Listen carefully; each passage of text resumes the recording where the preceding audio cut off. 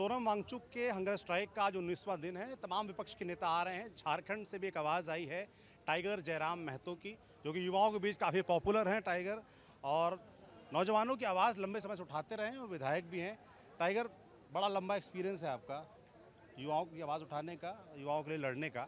ये मुद्दा भी पूरा युवाओं के इर्द गिर्द ही है, एजुकेशन सिस्टम पे और एजुकेशन मिनिस्टर के इस्तीफे को लेकर। सोनम वांगचुक से आप मिले, आपने भाषण भी दिया, लास्ट में आप भावुक भी हो गए।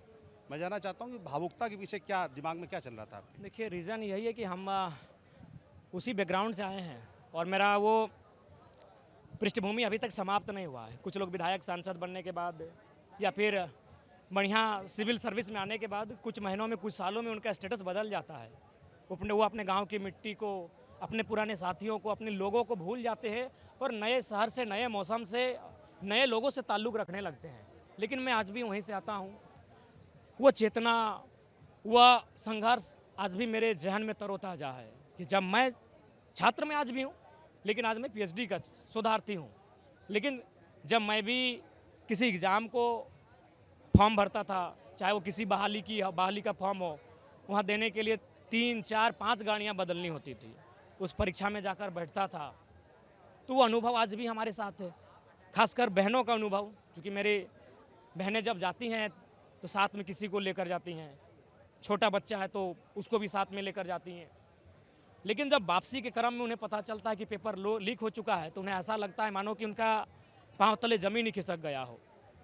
तो एक सपना जब टूट जाता है, सपना चकनाचूर हो जाता है, उस समय आपको कैसा लगता है? उस अनुभव को हम लोग जिए हैं। तो इसलिए मैं भावुक हो गया जब उनके बीच गया। चूँकि आज 1-2 मामला होता तो हम लोग समझते कि चलिए सरकार को मौका मिलना चाहिए। ये 90 मामले हो चुके हैं, केंद्र स्तर पर 90 मामले हो चुके हैं, जिनमें पेपर लीक, गड़बड़ी का मामला प्रकाश में आया है। और उसके बाद भी अगर आप कार्रवाई नहीं कर रहे हैं, आप साहस नहीं जुटा पा रहे हैं अपने कर्तव्य से विमुख होने का, आप नहीं हो रहा है आपसे, तो आप अपने कर्तव्य से इस्तीफा दे दीजिए। आप नए व्यक्ति को, नए तरीके को मौका दीजिए। आप आके संवाद करिए। लोकतंत्र मतलब क्या? संवाद करना, बातचीत करना। ये सरदार पटेल, गांधी, नेहरू, बोस, आज़ाद, भगत सिंह, अशफाक उल्लाह खान का देश है। यह संवाद होना चाहिए। सरदार पटेल कहते थे कि लोकतंत्र में लोगों की मांगें सही हैं या गलत है, मायने नहीं है। अगर एक बहुत बड़ी आबादी किसी मांग के ऊपर अडिग है तो उस मांग पर विचार करना चाहिए, उस पर संवाद होना चाहिए। अभी बताओ, आप संवाद की बात कर रहे हो, अब 19वां दिन है, हालत खराब है सोनम वांगचुक की, है ना? लगातार मेडिकल रिपोर्ट्स आ रही, 9 किलो वजन घट चुका है। क्या आपको लगता है, क्योंकि आप खुद भी अब विधायक हो, सरकार को करीब से देखते हो, सरकार के चरित्र को भी करीब से देखते हो, 19 दिन हो गए, सरकार क्यों नहीं आ रही बात करने? देखिए, इसमें अभी जो देश का माहौल है, वो माहौल पूरी तरह से नरेंद्र मोदी जी के नेतृत्व में डाइवर्ट हो चुका है। वो माहौल एक धार्मिक ध्रुवीकरण का रूप ले चुका है। और अगर हमें लगता है कि सोनम सर को कुछ अप्रिय हो जाता है इनके साथ, तो भी देश की एक बहुत बड़ी आबादी को फर्क नहीं पड़ेगा। मैं आज उनके सामने खड़ा होकर ये कहने की हिम्मत कर रहा हूँ, क्योंकि मैंने अपने कम उम्र में, चूँकि मैं एक दार्शनिक छात्र हूँ, मैं दर्शन का छात्र हूँ, मैं एक फिलोसफी का स्टूडेंट हूँ, मैं पीएचडी का स्कॉलर हूँ, तो मैं जो चीज़ें मैं रिसर्च करता हूँ, जो चीज़ों को मैं आत्मा मंथन करता हूँ, मेरा ये अनुभव कह रहा है कि सर को अगर कुछ बड़ी अप्रिय घटना भी इनके साथ घट जाती है तो देश की बहुत बड़ी आबादी को फर्क नहीं पड़ेगा। चूँकि देश के प्रधानमंत्री जी ने देश के माहौल को विकास से डाइवर्ट करके एक धार्मिक ध्रुवीकरण की ओर ले जा चुके हैं। और जब चाहे वो राष्ट्र हो या राज्य हो, दुनिया का कोई देश हो, कोई राज्य हो, अगर वो धार्मिक आधार पर उस देश के निर्माण की बात कहेगा, तो वहाँ इस प्रकार की कई प्राणों की आहुतियाँ आपको सोचने के लिए विवश भी नहीं कर पाएंगे। बिल्कुल, ये देखिए, ये तो देश की बात हो गई। झारखंड में भी आप लगातार मुद्दे उठाते रहते हो, हमें भी बड़ा मैसेज आता है झारखंड से, चाहे स्कॉलरशिप के मुद्दे को लेकर हो, चाहे नौकरी के मुद्दे को लेकर हो, चाहे पेपर लीक के मुद्दे को लेकर हो, चाहे एजुकेशन सिस्टम को लेकर हो। झारखंड में क्या चल रहा है, देश में जो चल रहा है उसकी खूब बात हो रही है। झारखंड का भी स्थिति बहुत ही खराब है। अभी भी जेपीसी का मामला आया है, जिसमें गड़बड़ी का मामला आया है, उसको लेकर भी हम लोग तैयारी कर रहे हैं। उसमें भी विधानसभा का सत्र चलेगा, सरकार को हम लोग घेरेंगे। हमें लगता है 1 सप्ताह में विधानसभा का सत्र चलेगा, मानसून सत्र चलेगा, और उसमें सरकार को घेरने की पूरी तैयारी है। जेपीसी में जो गड़बड़ी हुआ है, हमारा राज्य में तो आज 26 साल हो गए हैं, लेकिन अगर आंकड़ों की बात करें तो 13-14 जेपीसी हो पाया। अभी एक साल में 3-4, एक ही जेपीसी को 3-4 नाम दे दिया, 7, 8, 9, 10, तब जाकर वो 13, 14, 15 तक पहुंच पाए हैं। तो ये तो दर्शा रही है कि हमारी राज्य सरकार की भी जो मंशा है वो एक बेहतर फेयर एग्जाम को लेकर प्रतिबद्ध नहीं है। बिल्कुल, केंद्र में जैसे नरेंद्र मोदी सरकार है, बीजेपी की सरकार है, आपके झारखंड में कांग्रेस और हेमंत सोरेन की गठबंधन की सरकार है। तो मैं ये जानना चाह, और भी तमाम प्रदेशों में हम देखते रहते हैं, चाहे उत्तर प्रदेश हो, चाहे मध्य प्रदेश हो, चाहे बिहार हो, सब जगह से शिकायतें आती रहती हैं लगातार, खासतौर पर एजुकेशन सिस्टम को लेकर। और सरकारें कोई भी हो, चरित्र एक सा है, एजुकेशन को लेकर जो बातचीत है, जो भाव है, वो शून्य नज़र आता है, या दावे ज़्यादा हैं, ज़मीन पर कम नज़र आता है। कैसे बदलेगा ये? देखिए, उसके लिए ग्राउंड स्तर पर सुधार करने की आवश्यकता है। उसके लिए जो हमारे सरकारी शैक्षणिक संस्थान हैं उनको ज़्यादा से ज़्यादा बजट अलॉटमेंट करना होगा। बिना बजट के कोई काम होगा नहीं। पहले बुनियादी जो इंफ्रास्ट्रक्चर है उनका, आज कई हमारे राज्य में हज़ारों हज़ार की संख्या में विद्यालय ऐसे हैं जहां अगर भवन है तो शौचालय नहीं, शौचालय है तो बाउंड्री वाल नहीं। शिक्षक और पढ़ाई, गुणवत्ता वाली पढ़ाई तो बाद में आएगी, पहले उनका जो बुनियाद है उसमें भारी अभाव है। उसके बाद आती है तो हमारे पास एक थ्योरी है, हमारा जो पढ़ने का तरीका है वो थ्योरी है, उसे हम लोग रटकर याद करने में ज़्यादा अपना ऊर्जा को केंद्रित करते हैं। हमें लगता है कि प्रैक्टिकली होना चाहिए, स्किल के ज़्यादा से ज़्यादा चीज़ें आपको क्लास लेवल पर होनी चाहिए। उनसे हमें लगता है कि जब वो आगे बढ़कर जाएगा, अभी जैसे हम ही लोग विधायक हैं, कोई हमारे पास आया कि विधायक जी हमको कहीं लगवा दीजिए, तो हमने कंपनी में बात किया कि भाई हमारा एक व्यक्ति है उसको रखना है आपको, तो पहला लाइन ये पूछता है कि विधायक जी उसका टेक्निकल डिग्री क्या है, वो एमए फर्स्ट क्लास है, लेकिन हम उसको उस जॉब में रखवा नहीं पा रहे हैं। तो इसलिए मेरा मानना है आधुनिक शिक्षा, जो आज जिस पर दुनिया आगे बढ़ रहा है, चाहे वो चाइना हो, अमेरिका हो, रसिया हो, जिन शिक्षा पद्धति के साथ आगे बढ़ रहा है, क्योंकि देखिए आप कितना अलग, इतना ज़्यादा अलग नहीं कर पाएंगे कि आप उनसे आगे जाएंगे, तो कम से कम जो लोग आगे गए हैं उनके समांतर जाने का प्रयास करना होगा। इसलिए राज्य की सरकार हो या देश की सरकार हो, उन्हें एक प्रतिनिधिमंडल उन देशों में भेजना चाहिए जिन देशों ने हालिया 1 दशक में, 2 दशकों में अपने शैक्षणिक विषयों में क्रांतिकारी बदलाव किए हैं और दुनिया को अपनी ओर आकर्षित किया है, अपने माने शोध से, अपने नए निर्माण से, नए सृजन से।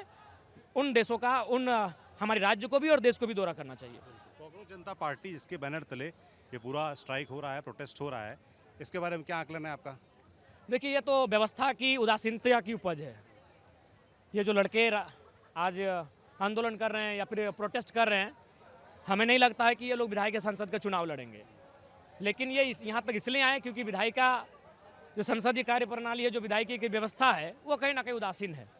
अगर वो इंटरेस्टेड होती, अगर वो रुचि लेती जनता के मुद्दों में, तो हमें नहीं लगता इस प्रकार के प्रोटेस्ट की आवश्यकता होती। आपकी नैतिकता है, अगर आपसे संभल नहीं पा रहा है विभाग, तो आपको स्वयं छोड़ देना चाहिए कि भाई ये मेरे बस की बात नहीं है।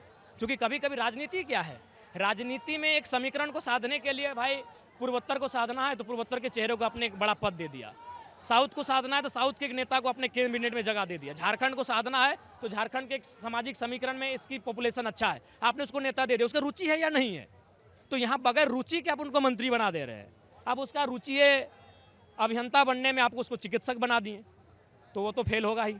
उसका रुचि है फुटबॉल खेलने में, आप उसको क्रिकेट का बैट थमा दिए कि भाई भारत में क्रिकेट पॉपुलर है, अब इसी खेलना है, तो वही हाल तो मंत्रियों के साथ भी होता होगा। उनके पास उस चीज़ का प्लानिंग नहीं है, उस चीज़ में उनकी पकड़ नहीं है, रुचि नहीं है। वो अफसरों के साथ बैठते हैं, वो राजधानी में रहते हैं, धरातल पर क्या हो रहा है उनके पास कोई जानकारी नहीं है। तो ऐसे में नैतिकता के साथ उन्हें छोड़ देना चाहिए। ये आपका पैतृक प्रॉपर्टी ज़मीन थोड़ी है, आपका बपुती ज़मीन थोड़ी है, छोड़ने में आपको असुविधा हो रही है। ये समय समय की बात है, आपको छोड़ देना चाहिए। देश के, दुनिया के इतिहास में रहा है, विभागीय मंत्रियों ने, यहाँ तक कि प्रधानमंत्री तक ने लोगों ने अपना रिजाइन किया है, तो कर देना चाहिए। अगर धर्मेंद्र प्रधान जी से उनके कार्यकाल में लगातार पेपर लीक के मामले सामने आ रहे हैं तो कोई उचित ही नहीं बनता इस पद पर उन्हें। धर्मेंद्र प्रधान के इस्तीफे से क्या होगा, बहुत लोग ये भी बोल रहे हैं। सही बात है कि उनके इस्तीफे से क्या होगा, उसके लिए कम से कम सरकार को सोचना होगा कि भाई हम कितना स्ट्रिक्ट होते हैं, हमारा पेपर परीक्षा कंडक्ट कराने की जो एजेंसी होगा उनका तरीका क्या होगा, वे अधिकारी जो पेपर बनाएंगे उस समय उनकी उपस्थिति क्या होगी। बिल्कुल, उन्हें जब वो पेपर बनाए उनको एक विशेष उपकरणों के साथ, विशेष सुविधाओं के साथ उन्हें आइसोलेट कर देना चाहिए। चूँकि इस देश में निष्ठा और ईमान की बात केवल हमारे पोर्टफोलियो में ही होता है, हमारी किताबों और बुकलेट्स में ही होता है। धरातल पर ईमान और निष्ठा समाप्त हो जाता है। आज उसी का दुष्परिणाम है कि भारत देश मुट्ठी भर लोगों का देश बनता जा रहा है। अगर उनमें ईमान होता, अगर उनमें निष्ठा होती, तो उनको इस बात का ख्याल होना चाहिए कि हमारे अत्याधिक ऊंचाई में जाने से कुछ लोग गड्ढे में भी जा रहे हैं। अनावश्यक रूप से जो आप धन अर्जित कर रहे हैं। आखिर क्या शिक्षा माफिया यहाँ हावी हैं? कोई भी सेक्टर ऐसा नहीं, अब तो धर्म में भी चंदा चोरी का मामला प्रकाश में आया है। कोई भी ऐसा सेक्टर ही नहीं इस देश में जहाँ माफिया हावी ना हो, जहाँ अवैध संपत्ति का माने कमाई नहीं हो रहा हो। तो ये तभी संभव होगा जब ये लोग सोचेंगे बैठकर कि यार इन लोगों की जिम्मेदारी के लिए हम इस पद पर आए हैं।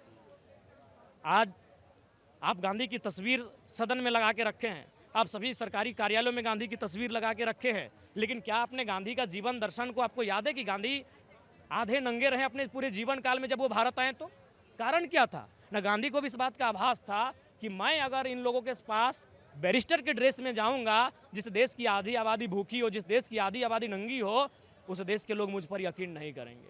तो गांधी ने अपना परिवेश, अपना परिपाटी ही बदल लिया, अपना व्यवहार ही बदल लिया, क्योंकि उनको चिंता थी इस देश के लोगों की, एक आम व्यक्ति की चिंता थी।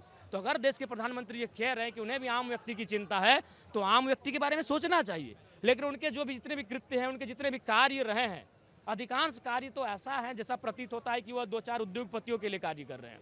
इस पर विराम लगना चाहिए। नहीं तो अगर ये आने वाले 2-3-4 दशकों में हम ऐसा देखेंगे कि अंग्रेजों कालखंड में जो आम व्यक्ति की लाचारी व्यवस्था थी, उससे भी भयावह स्थिति में भारत की आम जनता होगी। अच्छा, ये बताओ, विधायक के तौर पे आप यहाँ पे आए हो, विपक्ष के प्रतिनिधि के तौर पे, या फिर छात्र के तौर पर जो लड़ता रहा? एक स्टूडेंट लीडर के तौर पर आए हैं, क्योंकि हम अपनी पार्टी से भैया सिंगल विधायक हैं हमारा, तो हम एक छात्र भी हैं और छात्रों की आवाज़ भी हैं। उस आधार पे हम इस आंदोलन को समर्थन देने आए हैं। तो लोकतंत्र में जो पूरा बल है वो ताकत का है कि किसके पास बहुमत है। जैसे आप अकेले हो विधायक अपनी पार्टी के, यहाँ पर एक नई नवेली बनी पार्टी सोशल मीडिया से निकली है और अब अपना प्रदर्शन कर रही है। एक तरफ सोनम वांगचुक हैं, है ना, तो वो दमखम आपको नज़र आ रहा है? आपको लगता है कि वाकई कुछ बदलेगा? क्योंकि आपने कई प्रोटेस्ट किए हैं, उम्मीद नज़र आ रही है कुछ आपको? देखिए, प्रोटेस्ट जब हम लोग भी प्रोटेस्ट में जाते हैं, बहुत सारी कठिनाइयाँ होती हैं।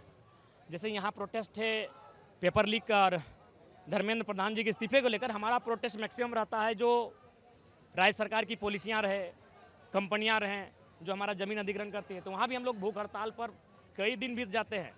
तबीयत खराब हो जाएगा, बीमार हो जाएंगे, लेकिन सरकार और विभाग सुनने का कार्य नहीं करता है। ये तो रहा है कि जैसे जैसे दुनिया आगे बढ़ रही है, दुनिया चांद और माने विश्व के मानचित्र पर अपनी एक महत्वपूर्ण और शक्तिशाली पहचान बना रही है, भारत देश में जो सत्ताधीश लोग हैं वो सुनने की परंपरा को, जवाबदेही की परंपरा को भूल रहे हैं।